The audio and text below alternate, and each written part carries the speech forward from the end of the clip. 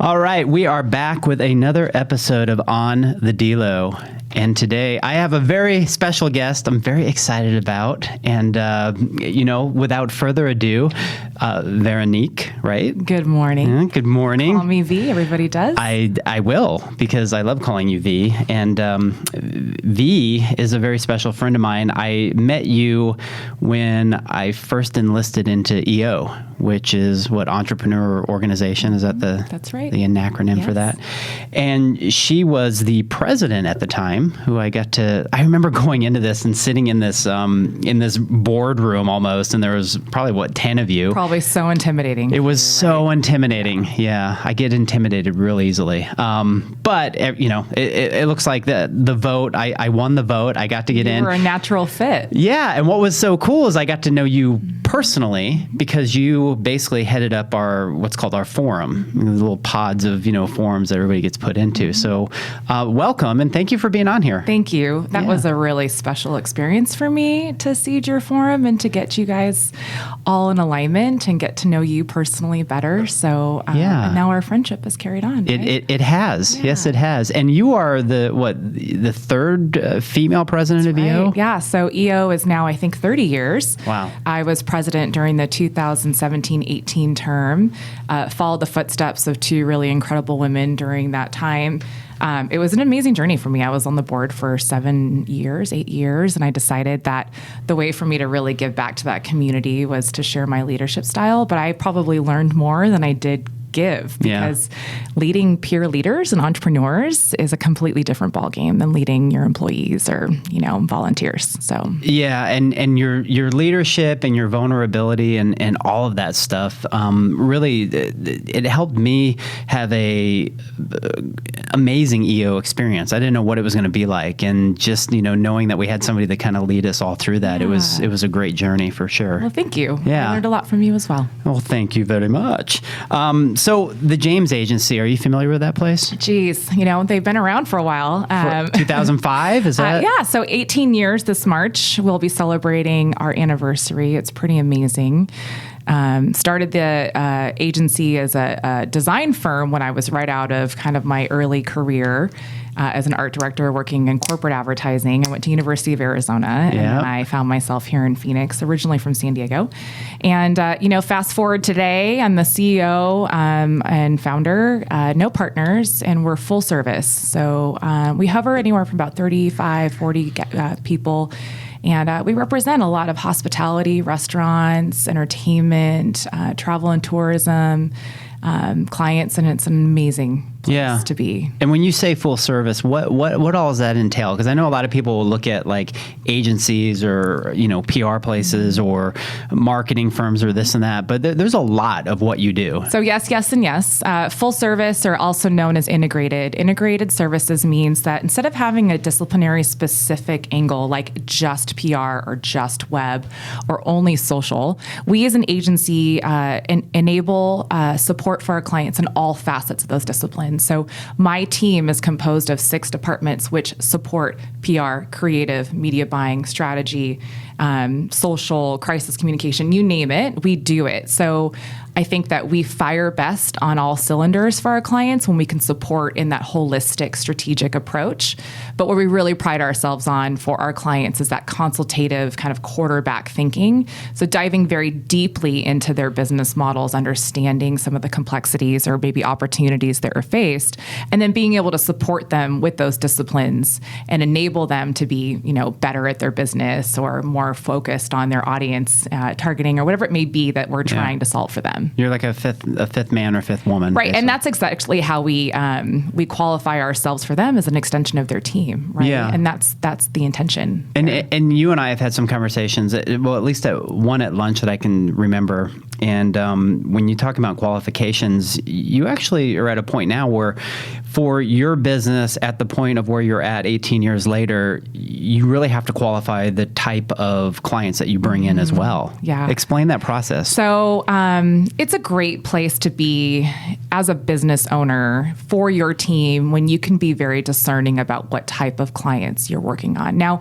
I'll reflect back on my startup years when we were hustle, DIY, bootstrap, right? It's like, every client mattered. We couldn't say no to any business because we were just trying to make it. Yeah. Right. And I still have some of the leaders on my team today that were with me during those humble years.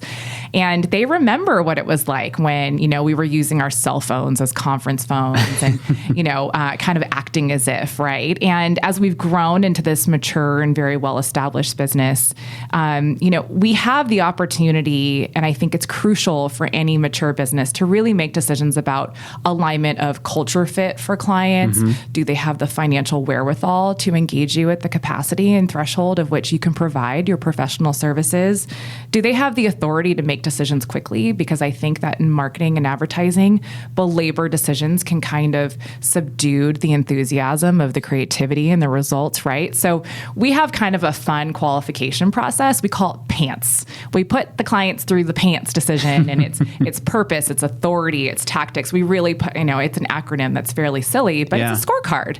And we're looking for some of those really great qualities, and also we're vetting for some of those red flags, because if you're seeing that in the initial discovery process, delayed emails, not concise direction, that's likely how they're going to be as a client, which can be very clunky and cumbersome. So it's a really privileged place to be as an agency, because now we have this variety of client contacts that are extraordinary people to start, and they have amazing businesses, which are very inspiring, and they're becoming our friends too. So there's a deep level of trust and respect, which only emphasizes the quality of the work, right? And it sings through the results. I would say that is advice for any sort of business as they grow. Business. Because you want to be...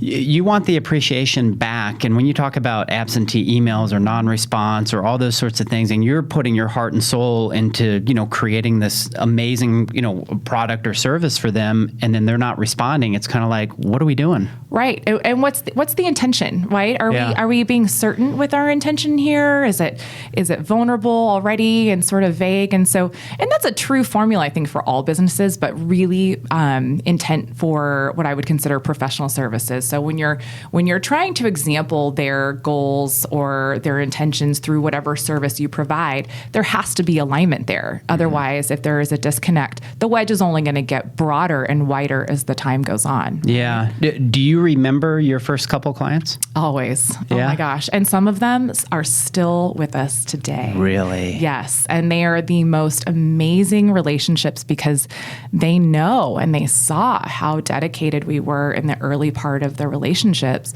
We have a hospitality client, and they've been with us for 14 years now. And it's a very well-known brand here in the Valley. And what's so cool is we still share that same kind of handshake relationship where it's built on trust and respect. Well, you just hit the key word. I mean, that's how it is for me in my business. It's about relationship, and just like you, I'm a sole owner. And so tell me, when you first started out and you're doing all this, like why no other partners or owners or anything like that? It just kind of happened that way? I think it was a little bit by design. I mean, I've always joked and told, my EO friends and my parents, I'm an only child, and I'm sort of like, I'm unemployable in that sense. And I've always been a natural leader, right? I kind of see the end before the beginning, similar to yourself. And I think that I was really hard charged to create an environment, a work environment for myself and for my staff that I truly enjoyed. I was coming out of sort of a toxic corporate work environment in my early career prior to starting the agency. And I think that just the natural fit for me was to never look back, and it just didn't really allow for space for me to bring partners along, right? And the agency has always been cash forward, debt free. We've never taken on any investors, or we've never leveraged lines of credits, and it's been a really successful model for us going through the downturn of 2008 and then COVID, and now this kind of impending, I don't want to say it, the R word, recession, right? And I think that not having partners or any kind of liability there actually proved to be a great move going through those twists and curves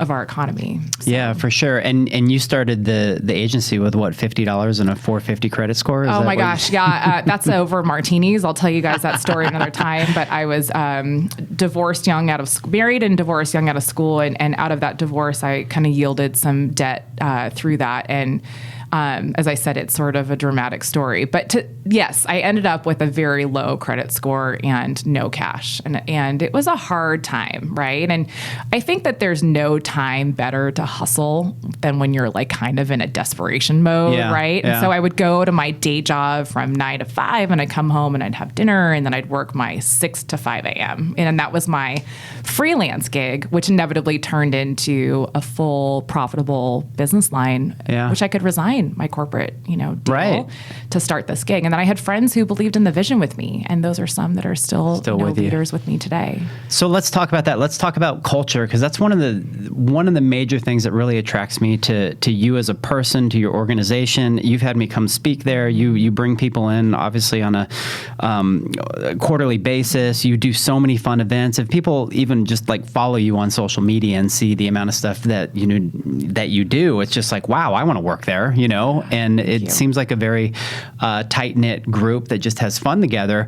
And sometimes you look at it and you're like, holy shit, like how do they get any work done? Because you're having so much fun, but you do. It's very intentional, right? So thank you for acknowledging that.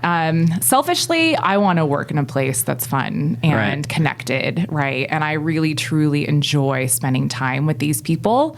I know that it's probably not appropriate for them to feel like they can have a beer with their boss, but I love having a beer with my team, right? Yeah. So that's important to me. We're very intentional in our programming, our continuing education, our inspirational leadership. Those quarterlies are very crucial. Those started about 5 years ago. The intention was to get everybody to kind of paddle in the same direction. There's a lot that happens at the leadership level from a decision-making practice.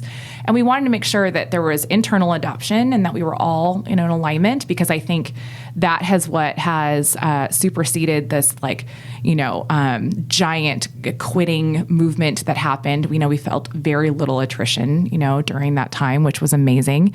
And I think people believe in the vision. But aside from that, the culture definition in most people's minds is like, oh yeah, the dogs in the office and the scooters and the the beer in the fridge. For us, that is the plus, like the add-ons. Culture for us is really defined as a safe place to work. Yeah. And we practice really specific communication methods in our office, junior, senior alike, where people feel comfortable we use the phrase rumble from Brené Brown, right? Dare to Lead, great book. To get things on the table, to not do the finger pointing. We do postmortems about what we could do better together versus, saying, well, this is at fault because of this team player. So we're really trying to create an environment of safety and trust.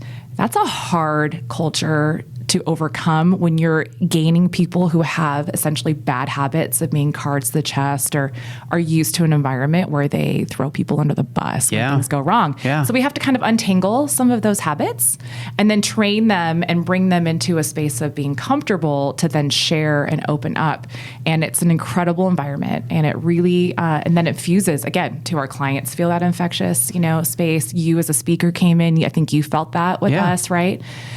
So culture is more than just activities and programming and team builds. I like what you say, a culture of trust, because if you have trust within everybody that's within there, then you're working in in unison. You're working together in that sort of aspect. So this is a really, I don't want to say strange question, but it's kind of one of those things that's like, maybe it's never been asked before.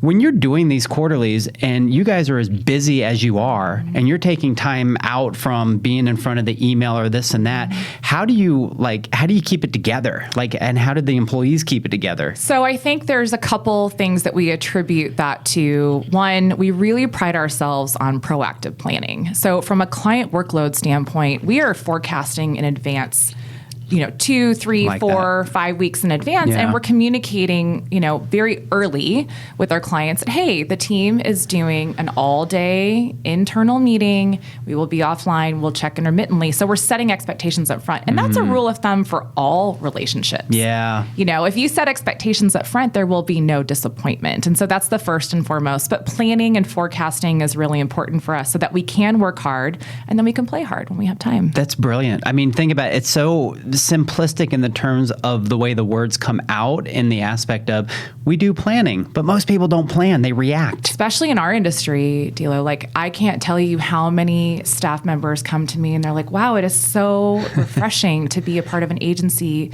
that really values work-life balance, but more so plans so far in advance that they can vacate the building by 5:30, right? Yeah. Whereas, traditional agency is like burn the midnight oil. Right. Everything's on fire. Client deadlines are crazy. Well, yeah, that happens. But if we can control what we can control, then we can be composed and prepared for the things that we can't. Yeah. Right? And so that's really important. And I practice that in my home life as a mom and as a wife. And we do family planning where we map out the entire year in December, because if you don't think forward, it's never going to happen, right? Yeah, yeah. It's kind of like creating a mini vision for your business or your personal life. Yeah, it's the board. It's the vision board. There's no way I could manage all the things that I do as a mom of 2 kids, and if I didn't put stuff on paper. So with all the extra time that you have you ever thought about teaching company culture classes to people? Everybody asks me that. And everybody's like, you got to write a book. You should do that. It is definitely on the docket. Yeah. I think that right now I am still very passionate and invested in my business and building up my team's paths of leadership. I have essentially worked myself out of a job, which is a good thing, right? Like that, as entrepreneurs, we peel off those onion layers and we trust people to do, those efforts better than yourself. And so my core role in the agency is operations oversight and essentially culture leader, cheerleader. And I love it. It's so fun. I'm not involved in the day-to-day with client work. I don't, do the sales. I'm not in finance. Yeah. And so it's fun. So I'm kind of living that right now, but to document that and share that with other people, I see probably in my future, just not at this time. So how does your business grow? Is it pretty much word of mouth at this point and referral? And I mean, you don't have to go out and sell. Yeah, there's 3 legs to the stool right now. The most supportive would definitely be by reputation and word of mouth. When you start doing great work in a public space, they're like, oh, you did such a good job on this. Can we talk to you, right? And that's the best type of lead because the mile is short. You don't have to do the typical dog and pony show and sales, and it's a warm introduction, and the trusted work is already in display in public, right? And we do a lot of business to consumer work, so it's very easy to see, as we're working on these clients, the success. We do our own marketing. We do represent our agency as a client. So we dedicate about 40 hours a month. We do PR, we do email, we do social. I think our social is super strong, and we do SEM. Yep. And that helps with lead conversions and cold leads. And then last but not least, I do have a sales team that they go out and they seek relationships and they represent themselves at community events and networking opportunities. And we try to affiliate ourselves with nonprofit organizations that we feel both provide value to them and expose the brand to the right people. I love that you do your own marketing and you're your own client, which is amazing because it's relevant. People don't, right? No. They're like shoe cobblers with holes in their shoes. Yeah. And I mean, I'm going to be totally honest. Like we were also that group because we didn't have time or money or resources, and we realized about 5 years ago that if we didn't start walking our own walk and talking our own talk, that we were sort of being disingenuous. Yeah. Right? And so that's really important. That is important. Mm-hmm. So let's talk about the aspect of you being a woman. I mean, you are I'm a bowl of spaghetti, DELO. Yeah. It's a hot mess, but I keep it together, right? Yeah, but a woman that is in business that, and at the end of the day, I guess what I'm trying to say is because of you being a woman and being so successful through these times, I think it's important for people to understand or know what struggles you may have had or had not and how you've grown into that and just like overcome it and said, you know what? I'm the best. Yeah. Gosh, I would say being a woman in business is like a superpower. It's so empowering to be able to harness the compassion and the organization. I think all the things that, just women in business do well, right? Heart-centered leadership. And I'm not saying that men can't do that, not at all. But there is just a clear differentiator, I think, sometimes in that category of leadership. I remember in my early years when I was really trying to like make it big, right? Like I was ready to break that $1 million threshold, and I'd sit in rooms with potential clients with these, what I joked, like old crusty, key stakeholders of these businesses. And, it just didn't seem like I really got the attention that I deserved, and I would lose them quickly. And I realized I'm like, I really need to show up in a different way. And we started noticing, it was really fun. We started noticing after like 7 or 8 minutes after I started talking, they'd be like, wow, this girl really knows what she's talking about. You just see their body language shift. And it was a solid 2 years where we had this phenomenon where immediately when I walk in the room, I was discredited or sort of like judged, right, for my appearance or my age. And then I'd come to the table with this expertise and be very articulate about marketing and advertising. And so that was an interesting time for me, right? As sort of like proving my capabilities, proving my well-versed knowledge in this space. But over time, doing PR, self-marketing, self-branding, exposing myself through opportunities like this, you build a reputation, right? You start to establish credibility. And I think the really important thing that I could leave for people who are trying to do the same, consistency and frequency, right? Staying top of mind as a subject matter expert will then shorten, again, that mile of expertise. People won't discredit you as a female leader. Well, and it's about that, the relevancy, like I love what you say, shortening the mile. When people see you either online or at events and over again, it's that repetition of like, all of a sudden they think about what you do for a living. Like with me with insurance, like insurance is not that sexy. Right. Now I am. Right? You are sexy. Thank you very much. But the point being is I keep putting stuff out there, just from a relevant standpoint on all these mediums. I show up to these things. And just like you, not from just from a person, take the female or the male perspective out of the way. But when you're younger and you're getting into a career and you only know this much, and as you get, older and then you kind of know this much and this much and this much, your confidence level goes up. Sure. And that's huge. But don't disregard those young hustlers. Yeah, right? no. Because they bring a level of knowledge around technology and a really interesting insight on just the economic, genome as a whole. Yeah. And so I love working with young people who have a thirst for learning and are really driven, because those will be our next generation leaders, right? 100%. And man, it's so fun to see their inspiration within their own lanes, because it inspires us old crusties now. Yeah. Right? Right. We're crusties. Right, officially. We are now crusties. Sexy crusties.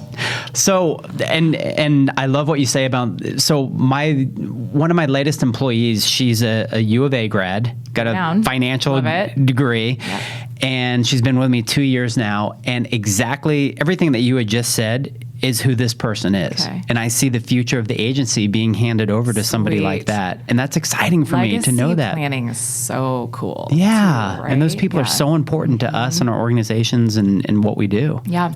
We actually are really intent on building up what we call our next gen team. And so that's sort of our middle level staff.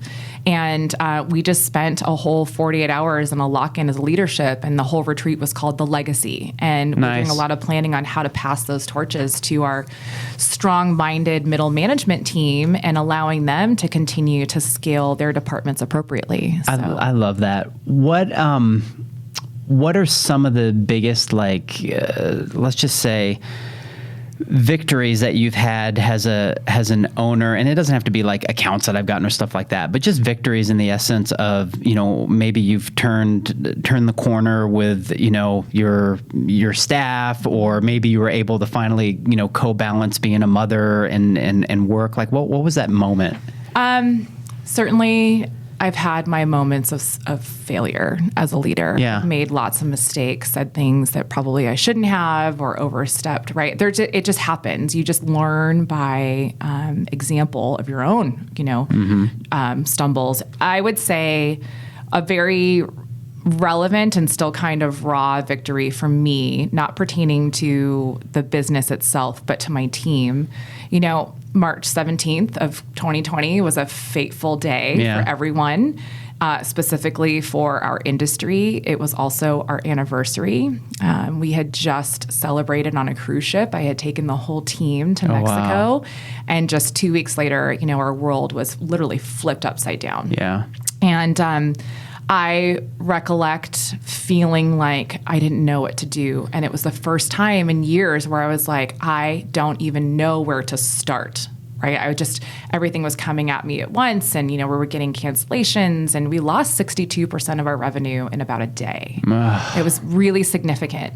And at that time, we were a fully in-office team, and now we were forced to work remote very quickly. And how do you maintain that culture and respect and retention and mitigating the fear of your team while you're fearful for yourself and the uncertainty of what's happening? And so I spent a lot of time while desperately trying to keep the business alive, praying about it. And I decided, with my husband, that while many of my peer competitors were doing significant layoffs and furloughs, I would not do that. Yeah. So we did not let anyone go.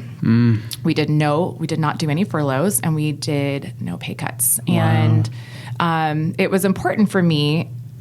Unfortunately, we did not get the first round of PPP funding due to some challenges with our bank, but we did get the second. But, it was close. We ran out of rope almost a couple times. But by keeping my team abreast to the financial situations, I would send scorecards every Friday, like where we were with attrition. I was giving them revenue numbers, loss numbers, client cancellations, all those things. I think keeping them aware and being open and honest and transparent, I believe, got us closer as a group and maintained that culture when we were in such a disparate position.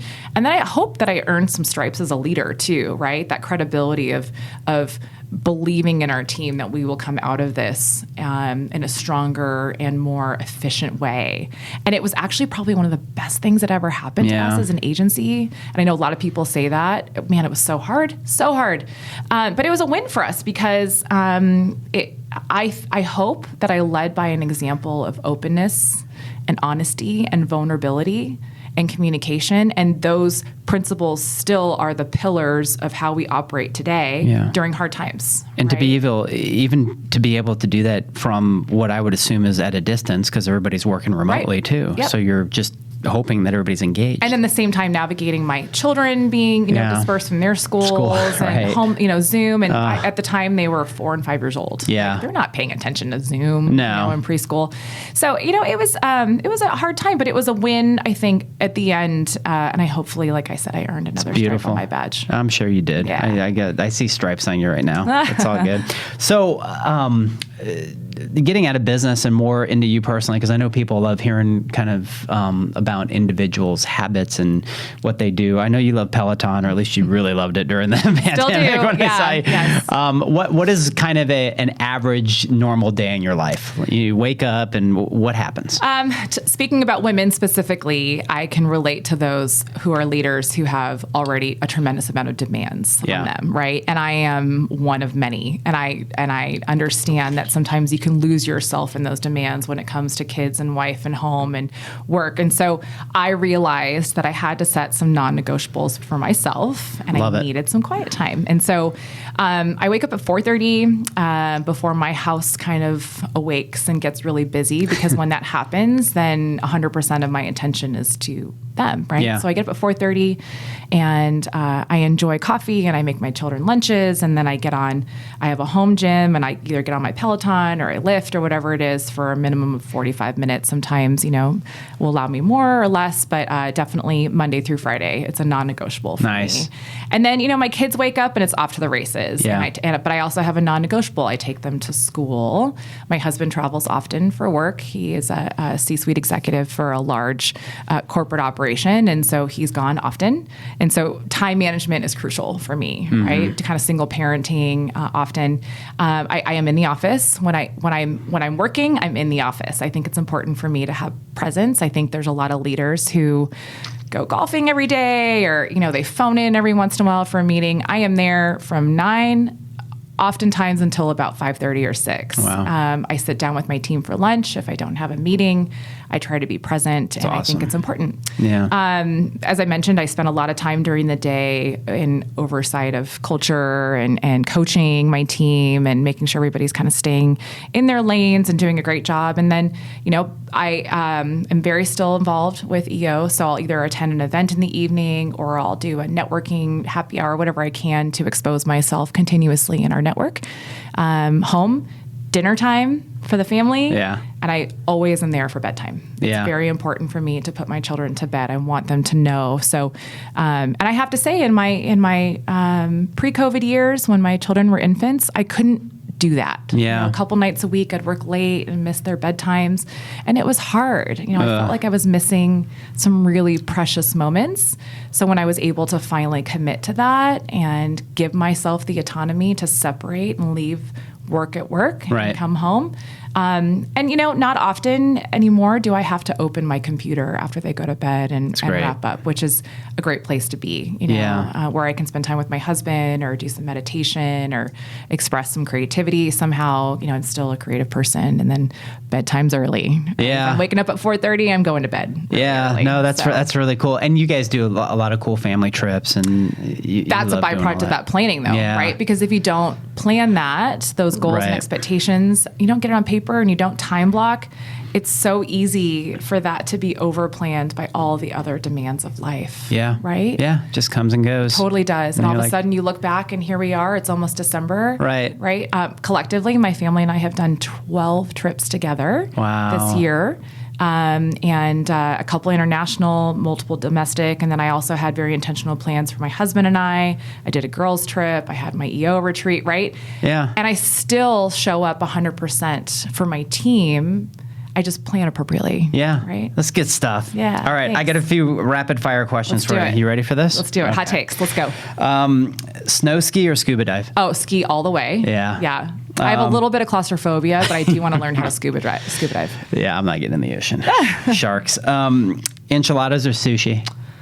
Oh my gosh. Okay, so I grew up in Southern California, so I'm going to go enchiladas. Okay. Yeah. Fair enough. I do love some really good sushi. Wait, was it Del Mar? Del Mar. Yeah. Some of the best Mexican food. Oh, yeah. That's great. Wine or margaritas? Oh, tequila all the way. Yep. I love wine. I think the older I've gotten, the less I process wine. We did a Napa trip last week for some of my husband's clients, and by the middle of the day, I was like, I have to stop. And they could go all day. I just can't do it anymore. Yeah, it's a lot. Yeah, tequila all the way. Yeah. Spicy margs. Spicy margs. Yes. Love it. Cash or charge? So because I think of my history of being sort of in debt in my early years, cash all the way. Yeah. I hate owing people money. I knew you were going to say that. Yeah. Actually reading a book or audio listening? Because I'm a multitasker, I get through about 30 audios a year. Okay. Yeah. Wow. So I'll be putting my makeup on, listening to stuff. Mm-hmm. I love entrepreneurial books. Yeah, they're the best. So, like 2 books that you this year. I just finished The CEO Only Does 3 Things. Okay. And I love Gap and Gain. So those are 2 recent ones that I've been referencing quite a bit. And then industry specific, there's one called Win Without Pitching that I actually just asked my team to listen to. And while it is a sales book, there's so many relevant nuggets in there about confidence in your position with clients. Love it. Yeah. That's good stuff. Whitesnake or Tupac? Tupac. I am like a 90s hip hop. Are you really? Heart. Okay. Oh my gosh. I'm a butt rocker. So yes, I know this. I always ask the butt rocker questions. Would you rather travel or stay home and chill? Travel all day, every day. Yeah. Yes. Aliens or Bigfoot? I'm afraid of aliens, so I'm going to go Bigfoot.